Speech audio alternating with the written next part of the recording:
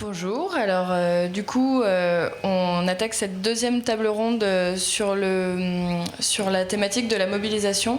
Quand on a construit le programme avec Mathieu, on a voulu proposer 3 thèmes pour les tables rondes des balades-concerts, qui soient trois potentielles solutions aux crises climatiques et environnementales qu'on connaît et qui a été mise en évidence aussi par la crise du Covid. Donc une première qu'on a fait hier sur la résilience, aujourd'hui la mobilisation et demain la relocalisation. Donc pour cette table ronde, on a volontairement choisi une thématique assez large, donc la mobilisation générale. Et voilà. Et l'idée du coup c'est d'ouvrir cette table ronde avec nos intervenants pour savoir de quelle mobilisation on parle. Et vers quoi on entend souvent dans les manifestations, par exemple pour le climat, le slogan « Changeons le système, pas le climat ». Et du coup, ma première question, ce serait c'est quoi le système contre lequel on se bat et vers quoi on cherche à tendre. Donc je vous propose Voilà, je vous laisse parler peut-être vous présenter avant. Donc on est avec Mathilde Imer de la Convention citoyenne pour le climat, Jean-François Julliard, directeur de Greenpeace France, et Marine Calmette, présidente de Wild Legal. Donc merci beaucoup d'être avec nous et je vous laisse la parole. Bonjour à tous et à toutes. Je vais peut-être pas donner mon regard à moi sur changeons le système, changeons le climat, peut-être vous donner le regard des 150 citoyens tirés au sort de la Convention qui sont réunis pendant cette session et qui étaient des citoyens, certains très conscients de la question climatique, certains climato-sceptiques et la plupart d'entre eux qui ont dit s'être pris une énorme claque, un électrochoc, une baffe lors du premier week-end où les scientifiques du GIEC leur ont présenté ce que disent les scientifiques du monde entier sur la question climatique. La prise de conscience ce jour-là, ça a été finalement, la plupart d'entre eux avaient conscience qu'il y avait un petit problème avec le climat, mais pas du tout ni de niveau d'urgence, ni du niveau d'impact, ni de ce que ça voulait dire sur nos modes de vie, du système dans lequel on vit et est-ce que c'est tenable ou pas tenable. Et donc beaucoup ont compris à ce moment-là qu'en fait ça n'allait pas tenir.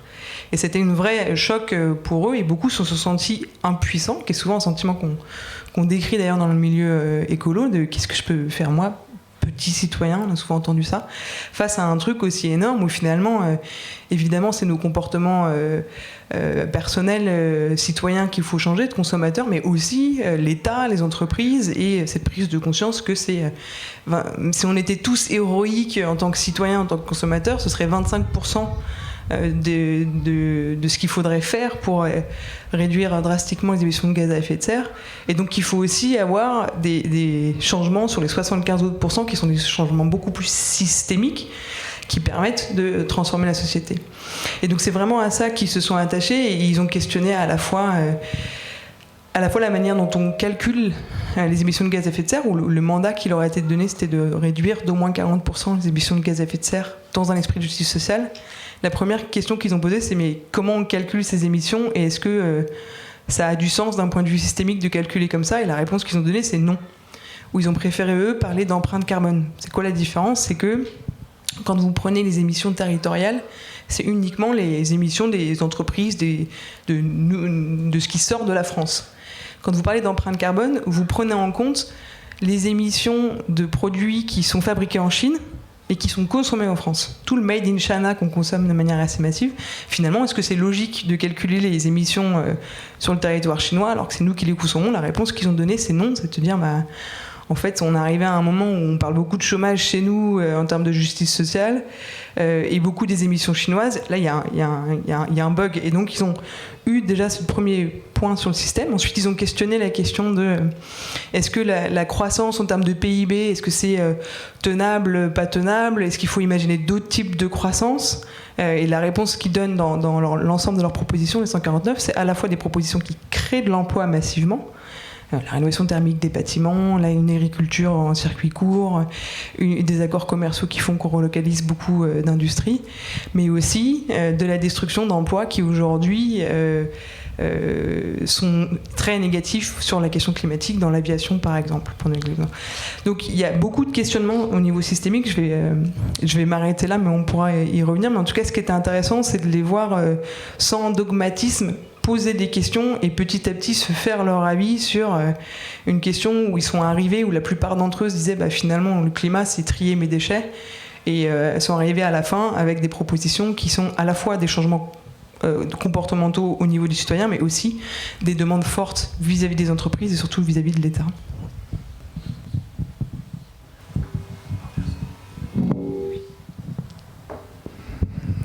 Chacun son micro, ça fait partie des gestes, je crois. Bonjour tout le monde. Changer le système, pas le climat, oui, ça veut dire beaucoup de choses et chacun y mettrait une définition particulière, mais pour moi, le système, c'est tout ce qui nous empêche jusque-là, qui nous a empêchés jusque-là de parvenir à lutter efficacement contre le dérèglement climatique. Et comme ça a été dit, ça ne repose pas uniquement sur des changements comportementaux à l'échelle individuelle. Et donc ce système, pour moi, c'est beaucoup le système économique, c'est-à-dire la manière avec laquelle on pratique le commerce, la manière avec laquelle on produit des biens, la manière avec laquelle on consomme des biens. Il y a beaucoup de choses, il n'y a pas que ça, mais il y a beaucoup de choses qui sont autour de ce système économique au niveau mondial. Et c'est vrai que si on ne s'attaque pas à ça, à changer ce système-là, donc cette manière avec laquelle on produit les biens qu'on consomme ensuite, la manière avec laquelle on les échange aux quatre coins de la planète, la manière avec laquelle on a hyper mondialisé ces échanges-là, si on ne remet pas en cause, si on ne bouscule pas, si on ne change pas ce système-là en profondeur, eh bien moi j'ai l'intime conviction qu'on n'y parviendra pas de toute façon à lutter efficacement contre le dérèglement climatique. C'est-à-dire qu'on aura beau être plus vertueux individuellement dans nos approches, on aura beau changer des choses à la marge, ce ne sera pas suffisant face à l'ampleur de la tâche qui reste à accomplir. Donc pour moi, changer le système, c'est vraiment ça. Ça veut dire mettre fin aux traités de libre-échange qui sont signés de plus en plus souvent par des États. Alors on parle beaucoup des traités de libre-échange au niveau européen, parce qu'on vit dans un pays européen, mais il y a beaucoup de traités de libre-échange qui sont signés hors Europe et qui ont aussi un impact très négatif sur cette hypermondialisation et donc l'accroissement du transport des marchandises, que ce soit par avion, par bateau, etc. Donc avec toute l'augmentation des émissions qui vont avec. Mais ça passe aussi, changer ce système, par une régulation nouvelle des entreprises. Moi, il y a quelque chose qui depuis un bon moment nous interpelle et nous indigne quelque part, c'est le fait que les entreprises échappent finalement à toute contrainte sur l'effort collectif qu'on doit mener pour lutter contre le dérèglement climatique. On sent bien, nous, tous, citoyennes et citoyens, qu'on a une espèce de pression sociale qui fait de plus en plus qu'on doit faire des choses. Tant mieux, c'est bien si on a des comportements plus vertueux. Il y a beaucoup de comptes qui sont demandés, et là aussi c'est nécessaire, à l'État. Nous, on est les premiers à demander beaucoup de choses au gouvernement. Mais finalement, les entreprises, depuis des années, elles passent un peu à travers les mailles du filet, notamment les grandes entreprises. Et c'est vrai que quand on regarde par exemple l'accord de Paris qui a été signé en décembre 2015, c'est un accord qui est signé par les États. Donc les États sont censés être redevables de cet accord. Et encore, on pourrait revenir, mais on n'a pas le temps, sur le manque de contraintes et de sanctions sur les États qui ne respecteraient pas cet accord-là. Mais les entreprises n'ont aucune obligation. Et c'est pour ça qu'on a pas mal travaillé ces derniers temps là-dessus et qu'on a essayé de proposer des choses pour faire en sorte que les entreprises soient aussi, elles aussi, soumises en fait à l'accord de Paris et qu'elles aient quelque part une obligation à réduire leurs émissions de gaz à effet de serre avec des sanctions à la clé si c'est pas le cas. Nous, on a proposé l'interdiction de versement des dividendes pour les entreprises qui ne feraient pas cet effort-là. Il y avait aussi une mesure là-dessus dans les propositions de la Convention citoyenne sur la taxation des dividendes. On sent bien qu'aujourd'hui, il y a une volonté que les entreprises participent plus à cet effort collectif. Donc changer les systèmes, voilà, c'est changer tout ça. Ça paraît simple comme ça et en même temps c'est beaucoup de choses parce que ça touche à tout un tas de secteurs d'activité et en plus il faut le faire à l'échelle de la planète. Si c'est changer de système dans un seul pays, ça n'aura pas l'effet escompté.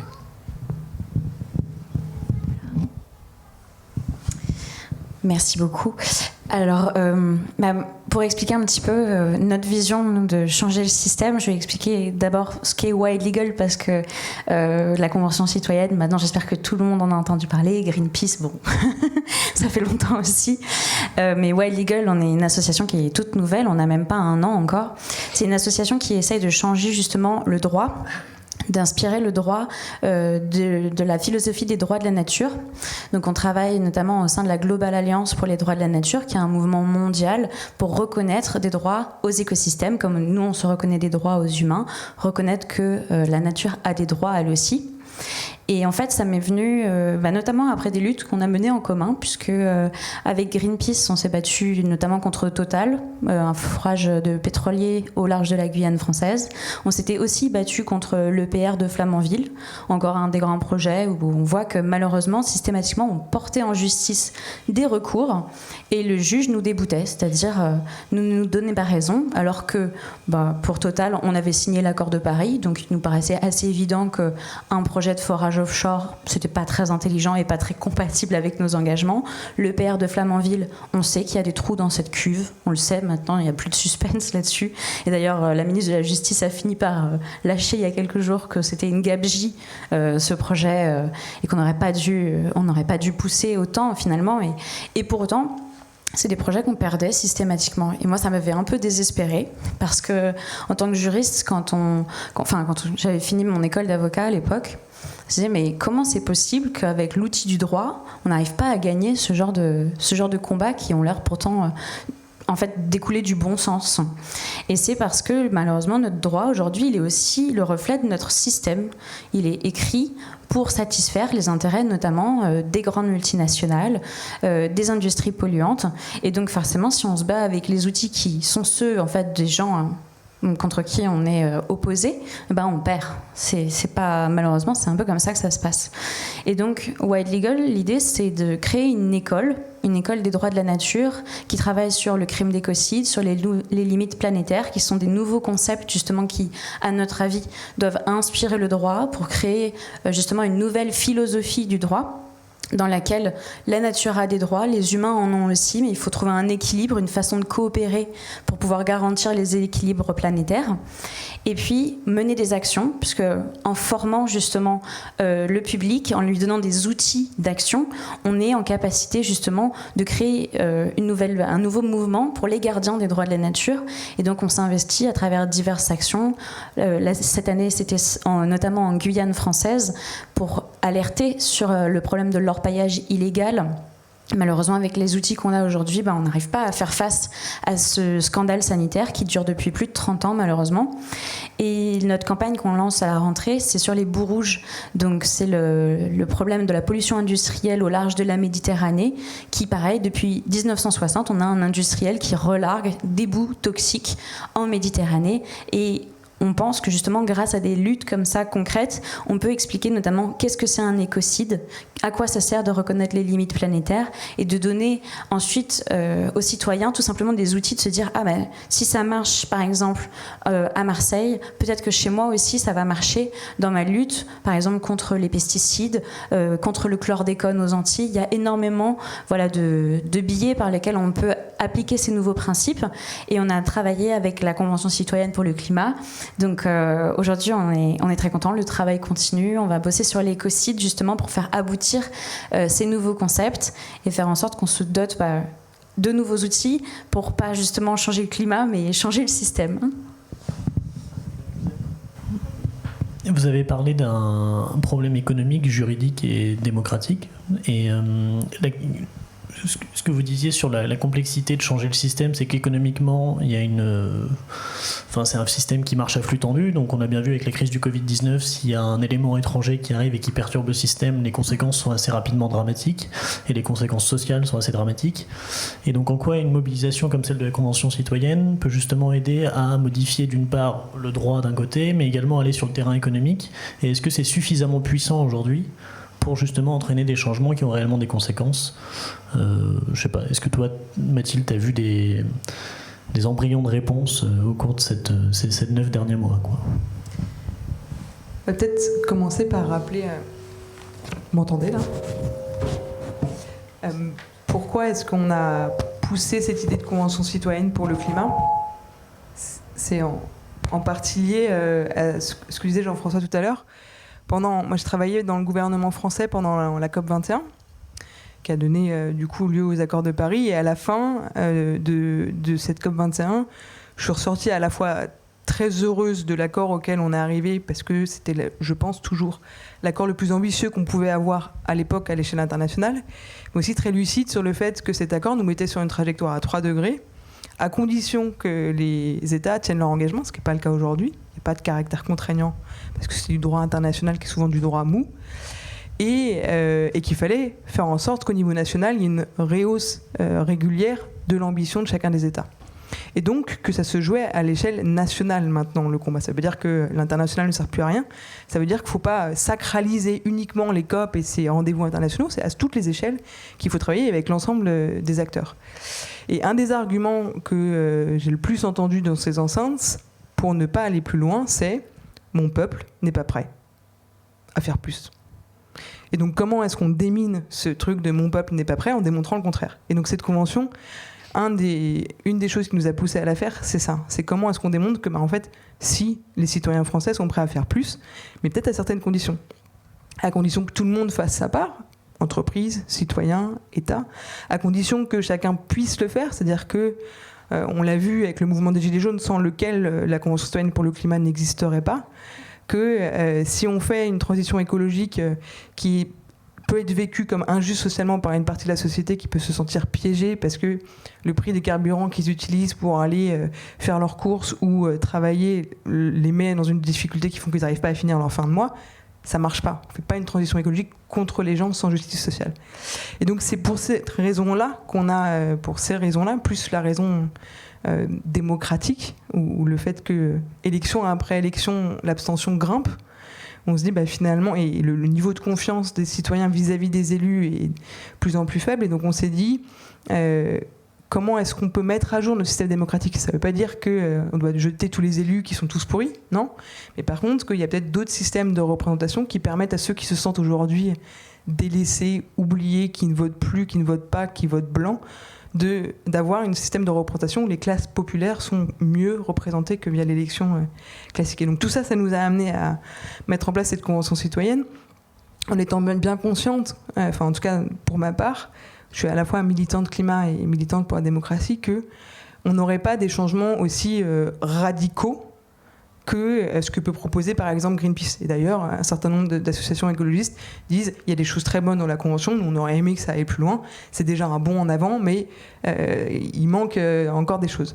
Donc dans ce que propose la Convention citoyenne, il y a des éléments qui répondent à ce changement de système économique.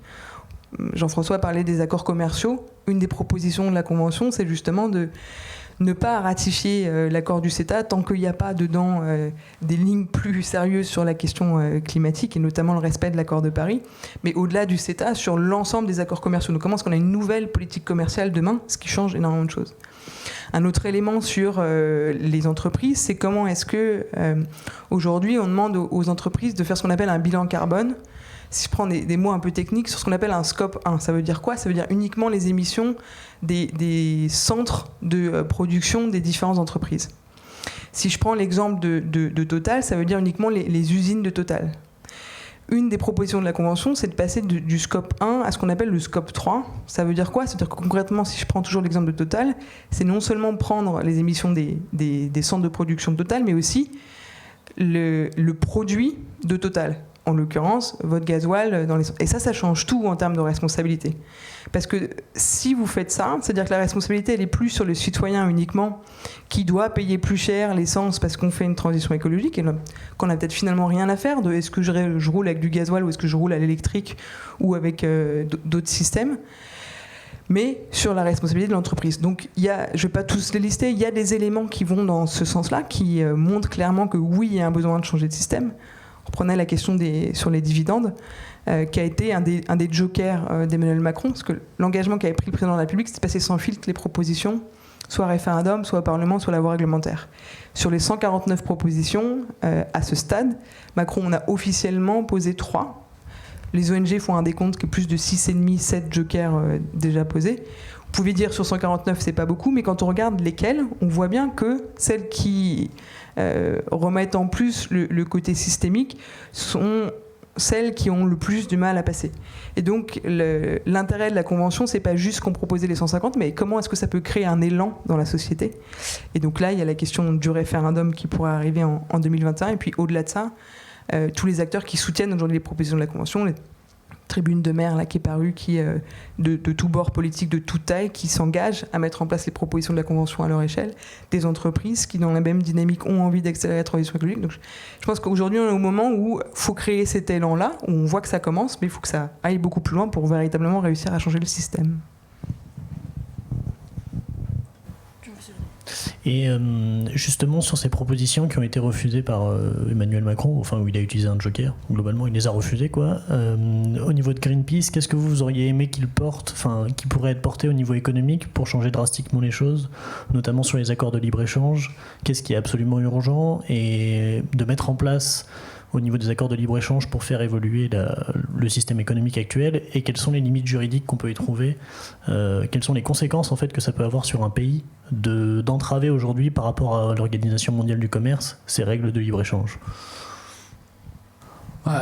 Pour nous aujourd'hui, les traités de libre-échange, il faudrait un moratoire global sur tous les traités de libre-échange, parce qu'on pense qu'on n'est pas suffisamment mature sur ces sujets-là pour faire en sorte que ces traités de libre-échange soient compatibles avec une trajectoire qui est celle demandée par l'accord de Paris. Donc c'est pas simplement glisser quelques mots-clés, climat, etc. dans les traités de libre-échange, c'est tout simplement les stopper pour l'instant. On n'y voit pas d'intérêt pour l'environnement, pour la protection du climat, et souvent on est rejoint là-dessus par tout un tas de groupes et d'associations aussi, y compris des syndicats agricoles qui n'y voient pas d'intérêt non plus pour le soutien à des filières agricoles qui seraient menacées par ces traités de libre-échange. Donc au-delà même du CETA, il y a la question du Mercosur, qui est ce traité de libre-échange avec certains pays d'Amérique latine, où Emmanuel Macron a dit qu'il ne le signerait pas en l'état, mais pour le coup c'est un traité européen, donc le processus de ratification se poursuit au niveau européen, et c'est pas parce que la France dit non que ça va s'arrêter. Enfin, ça va pas compliquer les choses si la France se joue vraiment ce jeu-là, mais c'est pas gagné non plus. Non, nous après j'ai parlé de la mesure sur les dividendes, il y a un sujet aussi sur lequel on a pas mal travaillé, pareil, qui était une des propositions des 150 citoyennes et citoyens, qui touche aussi à la régulation de la publicité. Et c'est un truc pareil qui est en train de prendre, et je trouve ça hyper intéressant, parce que de la même manière, donc en gros la demande qu'on a portée nous, c'était d'avoir une sorte de loi E20 climat. La loi E20, c'est la loi qui a été passée en 91 pour réguler les publicités dans 2 domaines, le tabac et l'alcool, avec une interdiction pour le tabac et une régulation pour l'alcool.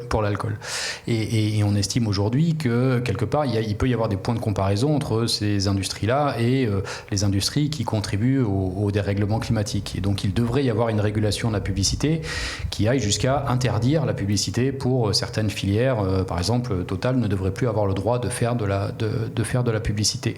Et c'est quelque chose qui est en train de monter aussi, parce que les gens se rendent compte que oui, le bon sens fait qu'on devrait au moins se poser la question de réguler cette publicité-là, et que quelque part la publicité a un rôle aussi dans la manière avec laquelle elle façonne nos pensées, elle façonne nos comportements, elle façonne notre consommation, elle nous incite à consommer dans tel ou tel domaine, qu'on soit réceptif ou pas à la publicité, elle est là, elle est présente, elle est partout, et de plus en plus même, et donc elle a forcément un impact sur nos schémas de pensée. Et donc c'est tout ça qu'il va falloir modifier. Et dans la ligne de ce que tu disais, Mathilde, moi je pense que l'étape suivante après avoir, je l'espère, convaincu que oui, nos populations sont prêtes à ces changements-là.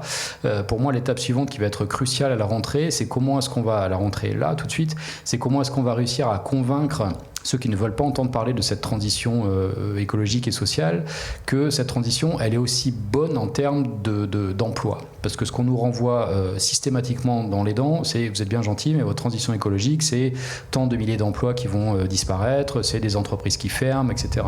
Avec des raccourcis hyper malheureux, avec une mauvaise foi crasse. Je lisais encore ce matin dans le train en arrivant, des gens qui râlaient sur le fait que des emplois vont être supprimés. Les aéroports de Lyon ont annoncé qu'ils allaient supprimer les emplois.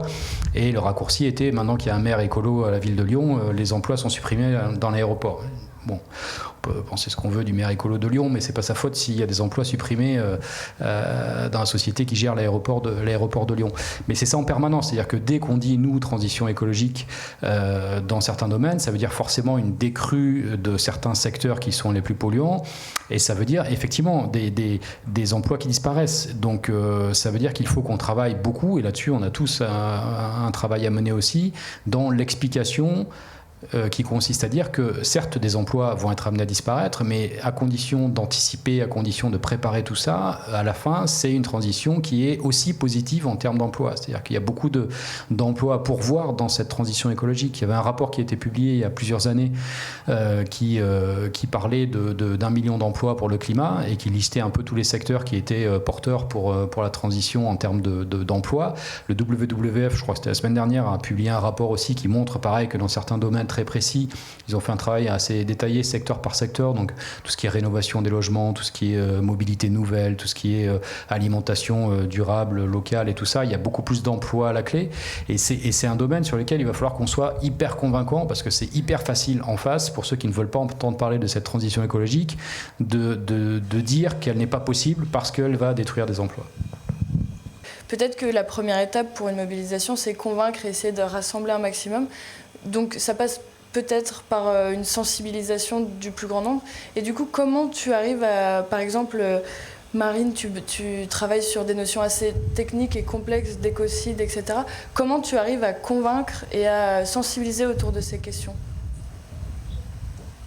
Déjà, je crois que la première chose, c'est tout simplement de faire confiance aux citoyens, parce qu'on l'a vu avec la Convention citoyenne, qui est en fait une mini-France, qui représente absolument toutes les parts de la société. En fait, quand on met des gens ensemble, qu'on les met dans une pièce, qu'on leur donne les bonnes informations, qu'elles sont transparentes, qu'on est honnête avec eux, ils comprennent le problème. Et quand on les responsabilise, et pour moi ça c'est le centre du problème, c'est que c'est bien de donner des informations, mais il faut aussi mettre en capacité les gens de prendre des décisions pour eux-mêmes. Et je pense que c'était tout l'enjeu de la Convention citoyenne, c'était de dire qu'à la fin, ces mesures seront mises en application, seront proposées. Parce que ce que je vois dans de nombreux projets contre lesquels je me suis mobilisée, c'est que le problème actuellement en France, c'est qu'on n'est pas mauvais sur l'information.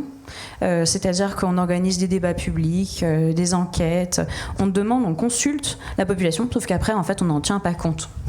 Donc, in fine, par exemple, sur Total, on s'est retrouvé avec un débat public qui avait recueilli 99% d'opinions défavorables au projet. Donc, les citoyens qui s'étaient exprimés avaient massivement refusé le projet de forage pétrolier, et pour autant, l'État français avait donné le permis de creuser. Et ça, je pense que c'est dévastateur pour notre démocratie. C'est-à-dire que ça ne peut pas aller dans ce sens-là. On ne peut pas donner des informations aux gens, les rendre du coup spectateurs de ce qui se passe et de ne pas leur donner les outils pour concrètement pouvoir prendre des décisions. Et je pense que l'information, c'est important, c'est primordial. Par contre, ce qu'il faut aujourd'hui, c'est des nouveaux canaux de décision. Personnellement, j'ai beaucoup travaillé en Guyane et en Amazonie.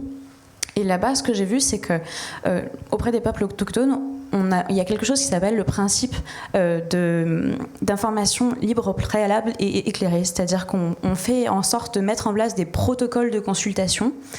Et ces protocoles de consultation, ils servent à consulter des gens de la façon dont ils le souhaitent. Parce qu'en France, ce qu'on a malheureusement fait, c'est qu'on a des schémas, c'est les mêmes pour tout le monde. On consulte tout le monde de la même façon, et puis au final, on ne prend pas trop en considération leur avis non plus. Ce qui se passe chez les peuples autochtones en Amazonie, c'est qu'ils décident comment ils sont consultés. D'abord, ils rédigent un protocole, c'est-à-dire par exemple pour certains peuples, les Munduruku au Brésil, pour eux il faut consulter le chaman, les femmes parce qu'elles portent la vie, les enfants parce qu'elles sont les prochaines générations. Ils écrivent ces protocoles et quand par exemple quelqu'un veut s'installer sur leur territoire, eh bien, ils sont consultés, ils décident de la façon dont on vient dans leur terre, combien de temps les gens restent chez eux, quelles informations et de quels experts ils s'entourent.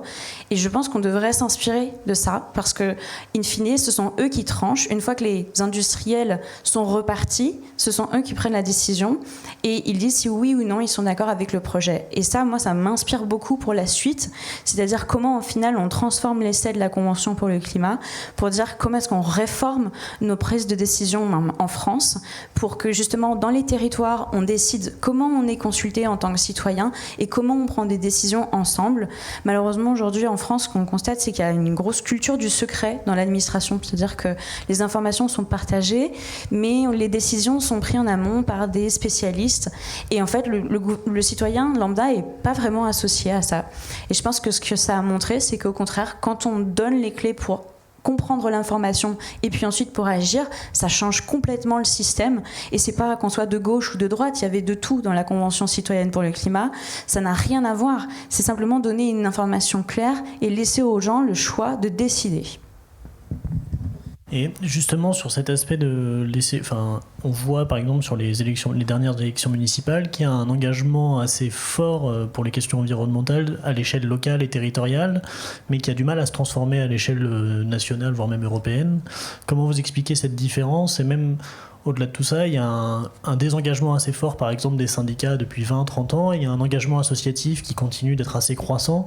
Donc comment on explique qu'il y a de plus en plus de gens qui sont prêts à marcher dans la rue, à s'engager dans des associations comme Alternativa, à se mobiliser, mais d'un côté, souvent parce que c'est des groupes qui ont des échelons locaux, comme Extinction Rebellion ou autres, mais qu'on a du mal à passer justement à l'échelle globale, la différence entre les résultats d'Europe Écologie Les Verts, par exemple, aux élections municipales et les sondages qui les prédisent pas du tout président pour la présidentielle de 2022.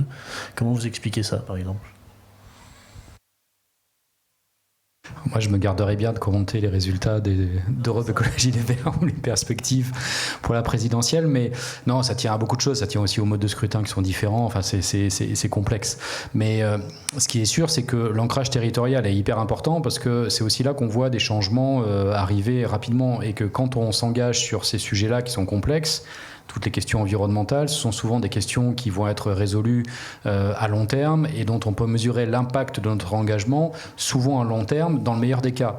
C'est-à-dire s'engager pour la lutte contre le dérèglement climatique au niveau global. On peut le faire toute sa vie sans en récolter les fruits, entre guillemets, ou sans voir même, sans être capable même de mesurer l'impact que ça a pu occasionner. Alors que souvent sur des engagements locaux, dans des territoires, sur des problématiques très spécifiques liées à un lieu, à un territoire, à un site industriel, tu parlais des Bourrouges à Gardanne par exemple, on peut mesurer l'impact qu'on a à travers notre engagement. Donc quelque part c'est plus satisfaisant, plus motivant aussi. Et c'est vrai qu'on voit aujourd'hui beaucoup plus parfois d'optimisme dans les engagements locaux qu'auprès des personnes qui s'engagent auprès d'institutions nationales ou internationales. Parce que c'est très frustrant parfois de s'engager au niveau national ou international, parce que c'est... Voilà, parce que on a le sentiment que les choses n'avancent pas ou pas assez vite, ou quand on a l'impression d'avoir obtenu une avancée, ce qui a été fait quelque part est gagné quelque part, est perdu et défait ailleurs, sans parler de l'échelle globale avec les jeux géopolitiques et tout ça. Donc c'est vrai que moi je trouve ça hyper intéressant de voir que ces dynamiques locales, elles sont très très fortes, très très vives, et c'est plutôt encourageant. Ce qu'il faut qu'on arrive à maintenir, c'est des liens entre tous ces niveaux d'engagement, c'est-à-dire que ce qui est fait dans les territoires serve le niveau national. Ce qui est fait au niveau national s'inspire aussi de ce qui est fait localement et qu'il y ait des passerelles entre tous ces niveaux d'engagement-là, parce que finalement les objectifs sont souvent les mêmes. Bon, ouais. Le fait que les gens s'engagent ou pas, c'est en fonction de est-ce qu'ils ont l'impression d'avoir prise ou pas sur les décisions et l'impact. Et donc évidemment c'est plus facile au niveau local. C'est pour ça que moi je suis très inquiète, même si ça s'explique en partie par le Covid, de l'abstention également aux élections municipales. Pour être très honnête, à la fois je suis très contente des résultats de l'élection parce que je porte les valeurs écologistes. Néanmoins, pour moi, une élection où il y a plus de 50% d'abstention devrait être refaite. La légitimité derrière des élus est très compliquée, et donc c'est très compliqué derrière d'agir avec une légitimité et de pouvoir embarquer la société, y compris à l'échelle locale. Et donc cette question d'avoir prise... Moi, je pense, je fais partie d'un collectif qui s'appelle Démocratie ouverte, où ce qu'on plaide, c'est qu'aujourd'hui, notre démocratie, elle est plus à jour de là où est notre société. Ça veut dire qu'elle est achetée, ça veut dire qu'il faut une dictature, qu'elle soit verte ou pas d'ailleurs, mais ça veut dire qu'il faut la mettre à jour. Ça fait des dizaines, centaines d'années qu'on a ce modèle-là. Aujourd'hui, on a une société qui a un niveau de diplôme moyen beaucoup plus élevé qu'auparavant, donc des gens qui sont beaucoup plus conscients des enjeux. On a un niveau d'information beaucoup plus élevé qu'auparavant. Il y a une époque où il n'y avait qu'une seule chaîne télévision et puis on recevait uniquement l'information. Aujourd'hui, on a les réseaux sociaux, on n'est plus seulement récepteur mais aussi émetteur, et donc on donne notre avis. On a pris l'habitude de donner notre avis, et donc un système où on vous dit au niveau national, vous votez tous les 5 ans, puis entre-temps, vous regardez ce qui se passe à la télévision. Et puis ceux qui vont manifester, ça se passe quand même de plus en plus durement pour eux, avec ce que je qualifie moi d'une répression policière aujourd'hui très forte, quels que soient les mouvements, que ce soit sociaux ou écologiques. c'est ça qui ne va pas. Et donc quand on dit mettre à jour, ça veut dire quoi ? Ça veut dire qu'on redonne aux citoyens la possibilité d'avoir prise sur les décisions, et de ne pas avoir l'impression de voir la politique passer à la télévision. Et concrètement, qu'est-ce que ça veut dire ? Ça veut dire que ceux qui se sentent délaissés, oubliés, aient de nouveau une représentation à l'échelle nationale. Et donc c'est ça que permet le tirage au sort par rapport aux élections. Je prends l'exemple que je donnais tout à l'heure, que j'aime bien donner, c'est à l'Assemblée nationale, il y a un seul ouvrier sur l'ensemble des parlementaires. C'est 20% de la société française. Comment voulez-vous que ces gens-là se sentent représentés par les élus ? Vous pouvez dire c'est de leur faute, ils votent plus, etc. Mais malheureusement, on est dans cette situation-là. Comment est-ce qu'on peut changer ça ? On ne va pas dire on jarre tous les élus, ils sont tous pourris, ils ne servent à rien. Par contre, de dire on complète par cette représentation imparfaite ce que permet l'élection, par un autre système de représentation imparfait qu'est le tirage au sort, qui permet de beaucoup mieux représenter, notamment les classes populaires qui se sentent aujourd'hui délaissées, et leur donner prise. C'est exactement ce qui s'est passé. On voit dans la Convention que la question de justice sociale, elle est ultra prégnante, et que c'est ça qui a créé le plus de débats, d'engueulades, je vous le cache pas, bon nombre de membres, parce qu'ils sont vraiment pas d'accord entre eux sur bon nombre de sujets.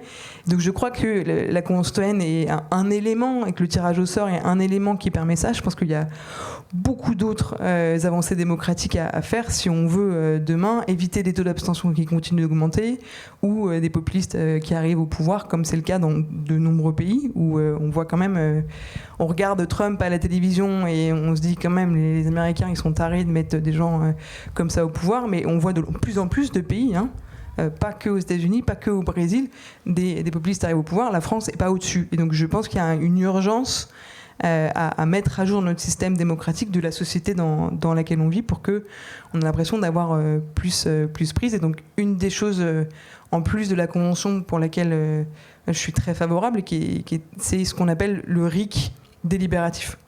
Le RIC, je ne sais pas si vous vous souvenez, c'est au moment des Gilets jaunes, ils demandaient le référendum d'initiative citoyenne, c'est-à-dire que les citoyens puissent déclencher un référendum.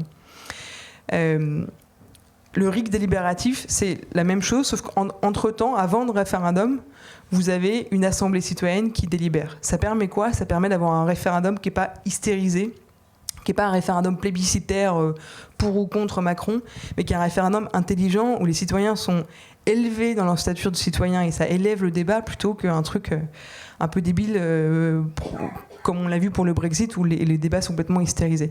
Donc moi je crois qu'il y a beaucoup de processus de ce type-là qui peuvent améliorer notre démocratie, et on le voit, et moi je crois beaucoup que la transition écologique se fera pas sans transition démocratique, et donc c'est pour ça que j'essaie de pousser beaucoup ça parmi les milieux écolos. Je ne sais plus si j'ai répondu pleinement à ta question, mais voilà. Et justement, tu parlais des élections avec Donald Trump ou même Bolsonaro au Brésil. On voit que c'est des personnes qui ont un rapport à l'information qui leur est propre, c'est-à-dire qu'ils n'hésitent pas du tout à dire des choses qui sont complètement fausses. Comment, par exemple, avec Greenpeace, vous avez souvent fait des grandes campagnes de communication. Est-ce que c'est aussi un moyen de remettre un peu de vérité et de bon sens pour des personnes qui ne se prennent même plus la tête de savoir si ce qu'ils disent est vrai ou faux, ils s'en contrefichent, et jusqu'à quel point c'est extrêmement dangereux et problématique. Au-delà même de la fake news, c'est juste raconter n'importe quoi en fait. Oui, c'est compliqué, c'est sûr. Y a certains pays dans lesquels c'est plus facile que d'autres, et certains pays dans lesquels c'est beaucoup, beaucoup plus compliqué que ça. C'est vrai que nous, Greenpeace, c'est un réseau international, donc on est présent dans tous ces pays-là. On est présent dans la plupart des grands pays de cette planète. Et il y a beaucoup de pays dans lesquels on a même du mal à exister, parce que l'existence même d'une association comme Greenpeace dans certains pays est menacée. C'est le cas en Inde, parce qu'il y a des lois nationalistes engagées par le Premier ministre Modi depuis des années qui empêchent des organisations comme Greenpeace, mais aussi Amnesty, Oxfam et d'autres de travailler sereinement. C'est extrêmement compliqué au Brésil parce que Bolsonaro a eu des propos mensongers, y compris sur Greenpeace, nous accusant avec d'autres d'être à l'origine des feux de forêt l'an dernier, à l'origine d'être à l'origine d'une forme de récession économique. Enfin, tout est bon pour nous empêcher de dire des choses. Donc c'est vrai que dans ces pays-là, il y a une étape préalable à franchir qui est celle de pouvoir faire passer nos messages, tout simplement. C'est-à-dire qu'en France, on est heureusement plus dans cette phase-là. On sait comment faire passer des messages. Après, les gens les reçoivent comme ils les reçoivent et on est écouté, entendu ou pas. Mais en tout cas, on sait faire passer des messages. On a des canaux d'expression pour faire passer des messages. Dans certains pays, on n'a même pas ça. Dans certains pays, il n'y a pas d'invitation dans les médias parce que les médias sont souvent à la solde de gouvernements, donc on n'a pas accès à ces médias-là. Les décideurs politiques, on n'a rien à faire de Greenpeace et des autres organisations de la société civile, donc on n'est pas reçu, on est ignoré. Donc comment même toucher la population? Alors il y a toujours les réseaux sociaux, mais dans certains pays ils sont aussi contrôlés, ils sont aussi censurés. Donc c'est très compliqué, et c'est vrai que tous ces combats-là sont aussi des combats qui ont trait au niveau de la qualité de l'information et de la liberté d'information dans ces pays-là. Puis moi, venant d'une organisation qui a beaucoup travaillé sur l'indépendance des médias au préalable, je sais à quel point, sans information libre dans un pays, on a beau vouloir mener tous les combats qu'on veut mener, on n'y parvient pas beaucoup, parce que tout est biaisé, effectivement.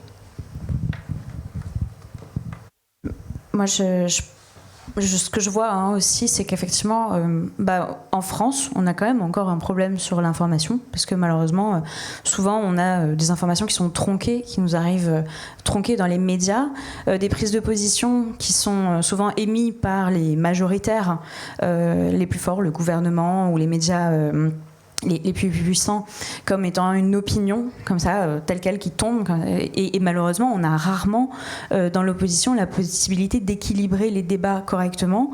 Par exemple, un de nos plus gros défis pour le projet contre la montagne d'or en Guyane française, ça a été tout simplement d'informer, parce que on a une multinationale qui a énormément d'argent, qui est capable de s'acheter tous les panneaux publicitaires de la Guyane et de coller ses affiches et de donner ces informations à elle, d'utiliser tous les médias. Et il n'y a pas beaucoup de médias d'information minoritaires en Guyane. Donc dans tous les médias, c'était on va créer des milliers d'emplois, on va relancer l'économie locale. C'était soutenu par le gouvernement. Donc Emmanuel Macron lui-même allait en Guyane pour dire la mine d'or est une chance pour le territoire. Donc on avait une seule opinion, et finalement les gens n'avaient que ça comme référence intellectuelle. Et en fait, tout le travail du collectif Hors de Question, dont je suis porte-parole, ça a été de donner des informations correctes.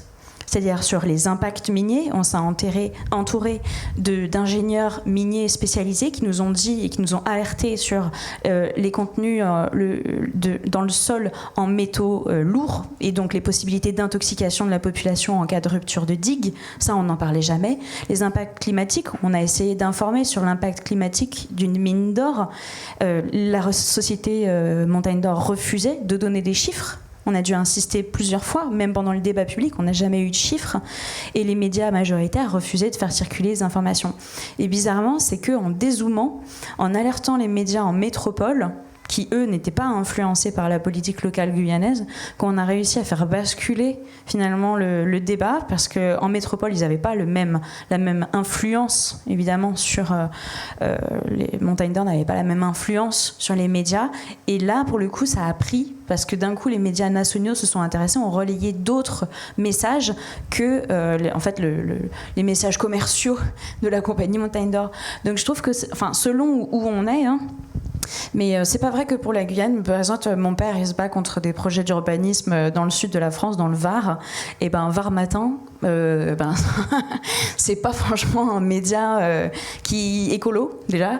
Et c'est aussi beaucoup la position des élus. Et je pense que je parle d'exemples que je connais, mais je crois que c'est le cas pour beaucoup de territoires. Malheureusement, on entend souvent qu'un seul canal d'information, et c'est important pourtant d'avoir la diversité qui nous est proposée pour qu'on puisse se faire soi-même une idée de ce qui est bon pour nos territoires, pour nous, pour nos enfants. Ouais, c'est bon. Et du coup, donc là, on parle d'information, d'informer, etc. Donc si la première étape pour une mobilisation, c'est ça, c'est l'information, qu'est-ce qu'on fait après ? Parce que j'ai l'impression que depuis quelques années, le mouvement pour le climat, pour changer de système, prend de l'ampleur. On l'a vu avec les marches pour le climat qu'on rassemblait de plus en plus. Et en fait, j'ai l'impression qu'il y a quand même une déception face à ces mouvements, parce que qu'est-ce que ça donne, qu'est-ce que ça va donner, et où va-t-on par rapport à ça, quoi ? Je sais pas si... Après, on passera à des questions pour le public, si ça vous va. Okay. Je crois que l'information, il y a en effet un énorme travail qui a été fait par l'ensemble des ONG, des scientifiques depuis des années, qui fait qu'aujourd'hui, quand Katz ONG lance une pétition pour une action de l'État face au changement climatique, ça devient la plus grosse pétition de France avec plus de 2 millions de signataires. Donc il y a un gros travail qui est fait. Néanmoins, moi, ça a vraiment été une claque aussi pour moi, ce premier week-end de la Convention, de voir que, à nouveau, les 2/3, voire les 3/4 des citoyens français de la Convention, cette sorte de mini-France, n'avaient pas conscience du niveau d'urgence, du niveau d'impact. Et donc je crois qu'en termes d'information, il y a encore du travail sur... finalement, on est tous un peu toujours climato-sceptiques, non pas qu'on est en train de dire qu'il n'y a pas de changement climatique ou qu'il n'est pas d'origine humaine, mais qu'on n'est pas conscient du diagnostic tel qu'il est aujourd'hui, qui est malheureusement dramatique. Et moi, j'ai bien vu la différence que ça a fait, et Grégoire, qui était un des citoyens de tiré au sort, en témoignait tout à l'heure, sur ce à quoi on est prêt derrière.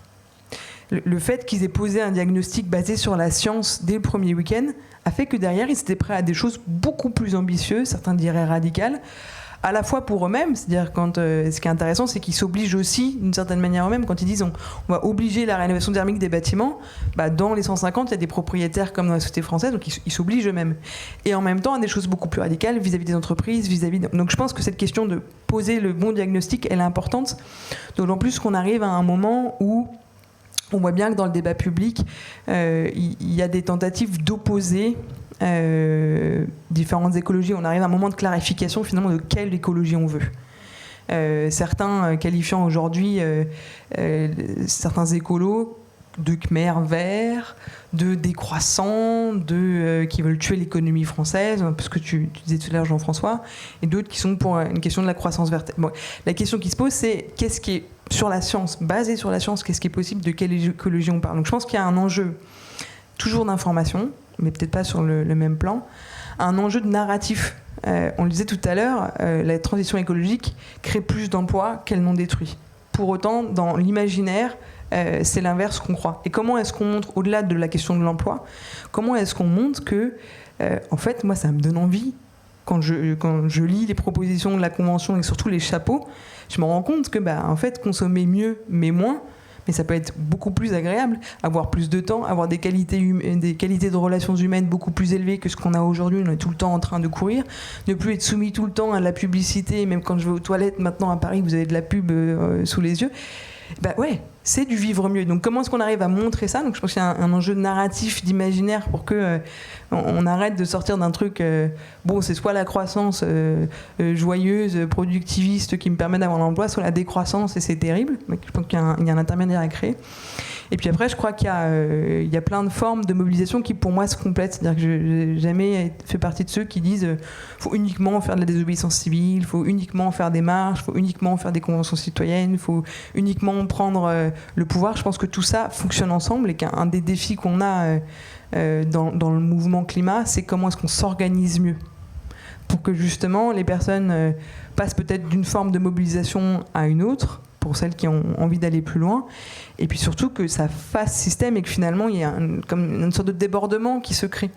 Et moi je crois qu'on est dans ce mouvement-là où les acteurs locaux ont envie d'aller plus loin, où on voit bien que dans les entreprises il y a un schisme qui se crée qui est très nouveau, entre ceux qui demandent des moratoires sur toutes les politiques environnementales et ceux qui disent non, accélérons la transition écologique, ça crée de l'emploi, ça crée la nouvelle valeur, c'est du made in France, donc nos systèmes de production sont beaucoup moins soumis à des aléas comme le Covid. Voilà, moi je pense qu'il y a vraiment un truc du débordement et qu'il faut essayer que chacun est utile à sa place et qu'il faut se respecter dans le mode d'action qu'on choisit, mais surtout savoir se parler et travailler ensemble pour que ça ait une puissance de débordement où l'ensemble, on montre qu'il y a un mouvement en fait qui est inarrêtable. Et donc il y a un moment où si ça prend le pas sur la société, ça prendra le pas aux élections, ça le prendra le pas partout. Enfin, en tout cas, moi j'en suis persuadée. Ouais, moi je suis d'accord avec tout ça. Il y a aujourd'hui dans les formes de mobilisation un champ des possibles qui est extraordinaire. Il n'y a jamais eu autant de moyens de s'engager sur ces sujets-là qu'aujourd'hui. Et effectivement, tout est utile. Aujourd'hui, de toute façon, on n'a pas le temps de tergiverser entre guillemets. Donc tout est bon à prendre. Tout ce qui est de l'ordre de la mobilisation et de l'engagement est bon à prendre. Ce qui est important pour moi, c'est que chacun puisse à un moment donné se poser la question de quelle forme d'engagement individuel et quelle forme d'engagement pour le collectif. Parce que comme tu le disais tout à l'heure, même si on était tous parfaits dans notre mode de vie, ce ne serait qu'un quart de l'effort à accomplir.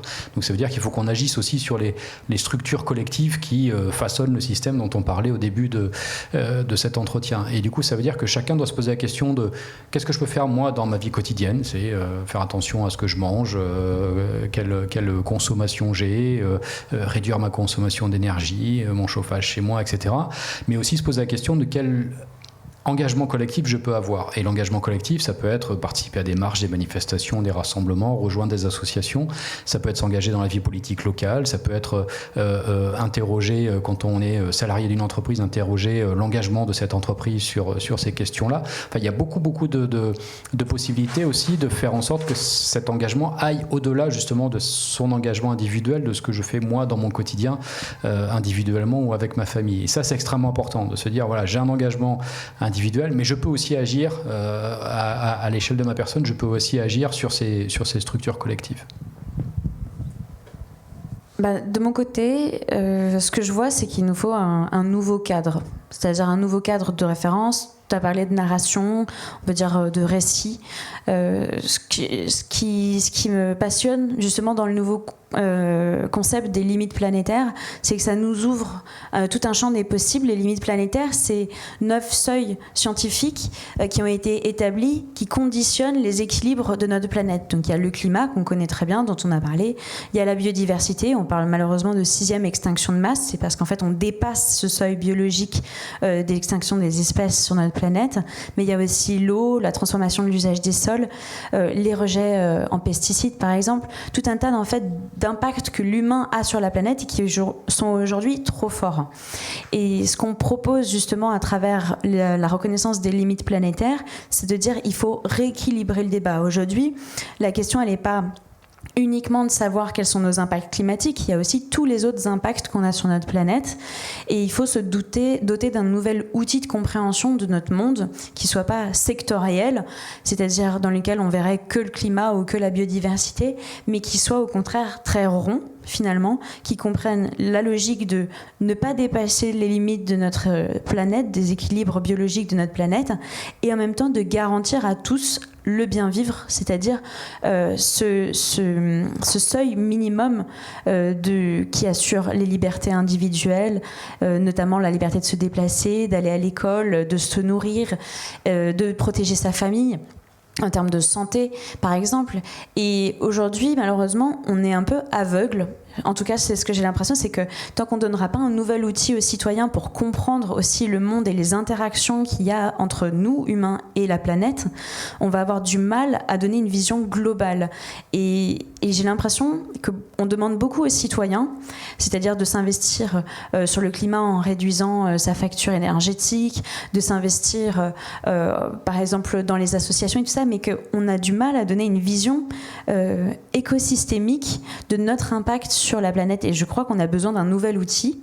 Et pour moi, ce sera les limites planétaires, mais justement parce qu'il s'appuie sur une vision scientifique et donc qui peut être mesurée, qui peut être expliquée et qui permettent à tous de se responsabiliser justement par rapport au fonctionnement des écosystèmes. Et aujourd'hui, même dans nos institutions, malheureusement, j'ai l'impression de voir souvent des canards sans tête. C'est-à-dire qu'on a... oui, parce qu'on prend des décisions sans vraiment savoir où on va. C'est-à-dire qu'on s'est engagé dans l'accord de Paris, mais on n'a pas de schéma, en fait. On ne sait pas comment y arriver. Par exemple, le Haut Conseil pour le climat dit... En fait, on analyse moins de 2% des lois et des règlements qu'on adopte au regard des enjeux climatiques. Donc en fait, on fait n'importe quoi, il faut le dire. Je veux dire, on prend des décisions, on ne mesure même pas les impacts qu'on a sur notre planète et après on se dit « Ah bah tiens, c'est bizarre, bon, on n'a pas respecté l'accord de Paris, on n'arrive pas à tenir nos engagements. » Bah oui, mais en fait, c'est parce qu'on n'a pas d'outils pour aller ensemble vers un but commun.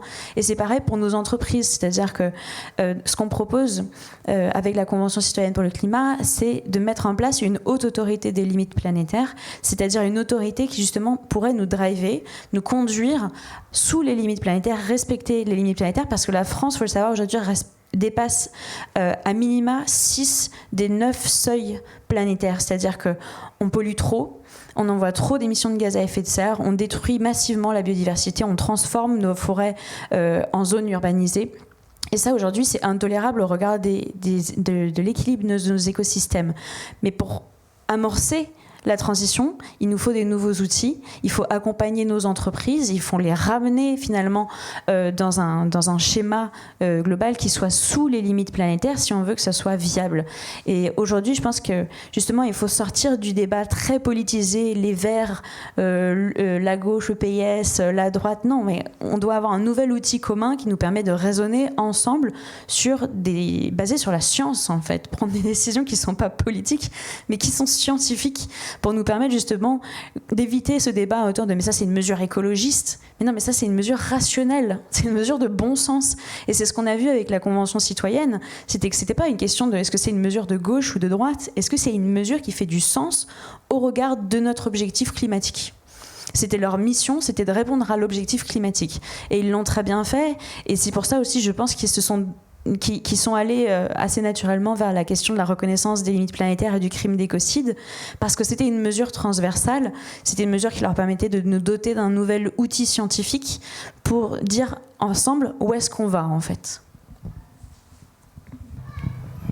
Merci. Moi, si je peux rajouter un petit mot pour faire de la publicité, je ne sais pas si c'est le bon terme, mais il y a un collectif qui s'est monté qui s'appelle Il est encore temps Sud-Manche et qui vient de présenter un PAT, un plan agricole territorial, si mes souvenirs sont bons, qui se bat alimentaire, pas agricole, et justement qui utilise les ressources agricoles du territoire pour transformer l'alimentation. Et c'est une super démarche, ils travaillent vraiment bien là-dessus, donc s'il y a des citoyens du Sud-Manche parmi nous qui veulent rejoindre ce collectif et les aider à accélérer la transition écologique, je pense que c'est un bon endroit pour en parler en tout cas. Et puis la deuxième chose, j'excuse Adèle qui a dû partir sur une autre conférence, elle n'est pas partie parce qu'elle n'avait plus envie de vous voir, mais elle était appelée ailleurs, mais je me serais fait gronder si je ne l'avais pas excusée. En tout cas, merci beaucoup, c'était hyper intéressant, et puis j'espère que ça vous a plu, et puis on continue avec un beau concert de la Grande Sophie, et puis je vous dis à bientôt.